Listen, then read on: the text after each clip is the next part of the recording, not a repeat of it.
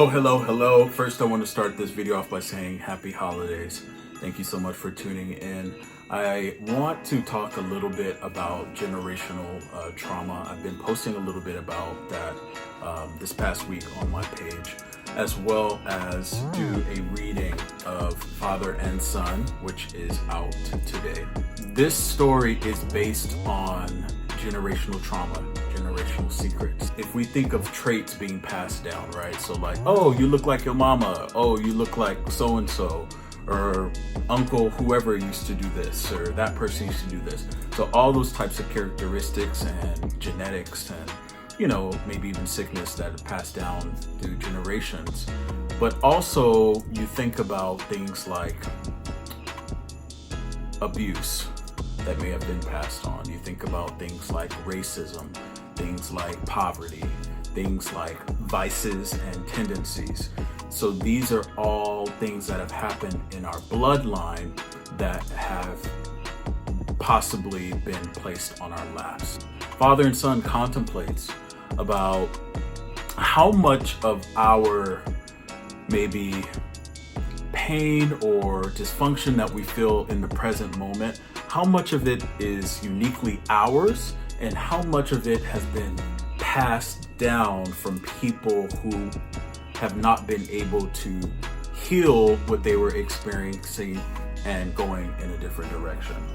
And I think it's as easy as making a decision like, okay, something traumatic happened. We're going to keep it a secret. We're not going to tell anybody. And that moment affecting how you engage emotionally with your offspring, with other families. And it's so nuanced, but I think that those types of, I don't know if I want to call it microaggressions or that type of energy. I think that energy all shapes, people, how they feel and their actions. And so when you get down to a child or to you, some things that bubble up, you don't know where it comes from, but it's all been established, in the past, from someone making a decision to keep a secret or someone experiencing something horrific and never healing through it and it getting in our brains and our DNAs and passing down. Just kind of like how somebody's facial structure would, or someone's height, or some type of mental or physical illness. And so Father and Son is a fictional short story or a novelette. I'm trying to get more technical with the words here.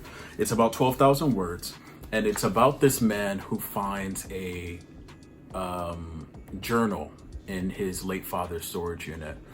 And in the journal, his father reveals an outrageous family secret that kind of disbands his sense of identity and who he is. And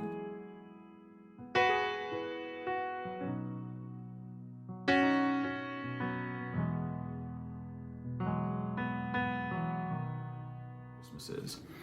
What would you do with the $1 million budget for Christmas decorations? A life-size snow globe? A Christmas-colored pyrotechnics show? How about live-in carolers that sing and shut up on demand? While I don't have an enormous budget, middle of the road has never described Christmas decorations in my home. Growing up, I spent Christmas Eve and Christmas Day in a church pew listening to a sweaty, over-caffeinated pastor guilt the congregation about giving their money to him instead of the local department store.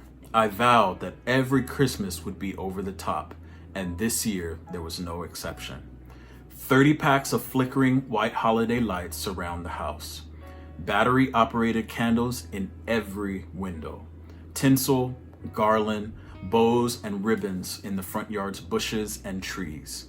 A 6-foot inflatable snowman along with a black Santa, fueling my passive rebellion. His reindeer on the roof, and we still had space for a nativity scene, the Grinch, and SpongeBob.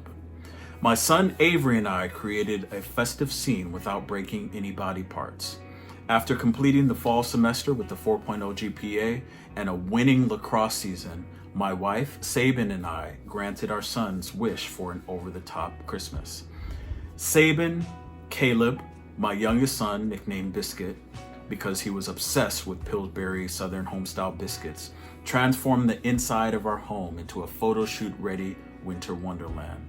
Our living room boasted an 8-foot flocked balsam fir tree and a 100-foot long vintage train set that circled the edge of the ceiling, with holiday music, pine cones, and string lights in every direction. With Christmas a week away, I cannot escape one thing: the 5th anniversary of my father's death. Art Amana died on the 26th of December 5 years ago. The sight of his body becoming a deflated flesh bag was etched in my mind. He had transformed into an unpicked grape on a vine. I often wondered what I had done to deserve such horrifying memories. After years of separating myself from his church, I prayed again when he died, one last time.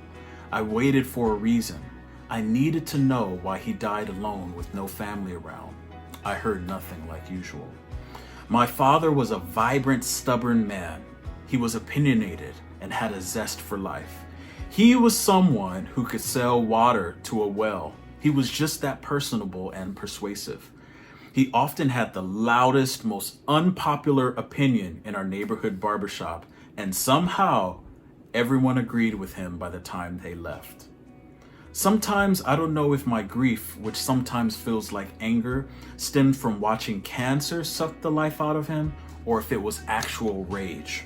Rage at the reality that Dad didn't tell anyone about his fatal diagnosis. As a son, I felt like I was entitled to that information. One day he was here, the next he was gone. Grief has schizophrenic qualities. Some days I woke up awkwardly feeling relieved that the old man was dead. Relieved that I didn't have to listen to him rant about how the world was going to hell. I didn't have to listen to him handpick scriptures about whatever he was going through that day. I didn't have to pretend like listening to a 70-something-year-old's desire to grope a 20-year-old college girl in his apartment was normal. Some days I felt free, like a burden had been lifted. So that's a little section of the first part, All I Want for Christmas Is. And again, this story is a fictional story, but I think it speaks to a larger narrative in society about generational trauma, about the sense of our reality, the pain and the struggles we're going through in our individual life. Sometimes, they feel so personalized, but actually, if we look back and people dare to tell what they've been through and what they've experienced, we can identify sometimes where things start. And, abuse, racism, poverty, vices, and tendencies, things people have swept under the rug. I really feel that sometimes, especially the past generation, people have made choices that they thought were the best choice, the right choice. Society is a lot more open now. Back then, people think that not speaking about stuff or, not referencing it, that's the proper and the right thing to do. But I just want to challenge that notion with this fictional story and ask, what does generational healing look like? If we have generational trauma, generational curses, what is generational healing? And who benefits from those choices that we make to redefine ourselves, to heal ourselves, and to move in a different direction? Some say family is everything. Some say family are just people. But every family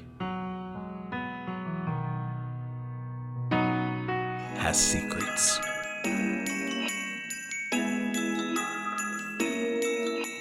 This Christmas, we're telling the truth.